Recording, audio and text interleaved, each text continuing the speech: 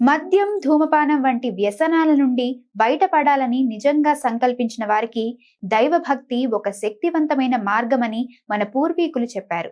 తమిళనాడులోని నెరిపురేశ్వర ఆలయం అలాంటి పవిత్ర స్థలం. ఇక్కడి ఈశ్వరుడు భక్తుల చెడు అలవాట్లను తొలగించే శక్తిగా ప్రసిద్ధి పొందారు. ఆలయంలో అడుగుపెట్టగానే మనసులో ఒక ప్రశాంతత ఏర్పడి చెడు ఆలోచనలు తగ్గుతాయి. కొద్దిసేపు ధ్యానం చేస్తే మనలోనే మార్పు ప్రారంభమవుతుంది. అదే విధంగా మైసూరు సమీపంలోని చెన్నూరు శనేశ్వరాలయం కఠిన నియమాలకు ప్రసిద్ధి. ఇక్కడ శనిదేవుడి ముందు వ్యసనం మానుకుంటానని ప్రమాణం చేస్తే దాన్ని తప్పక పాటించాలనే భయం, భక్తి కలిసి మనస్సును నియంత్రిస్తాయి. నువ్వుల నూనె దీపం వెలిగించడం, దానం చేయడం ద్వారా మనలో ఉన్న చెడు వాసనలు క్రమంగా తగ్గుతాయి. ఈ క్షేత్రాలు ఓ విషయాన్ని స్పష్టం చేస్తున్నాయి. వైద్యం అవసరం, కానీ దానికి తోడు మనసులో నమ్మకం, దైవంపై విశ్వాసం కలిస్తేనే పూర్తి మార్పు సాధ్యం.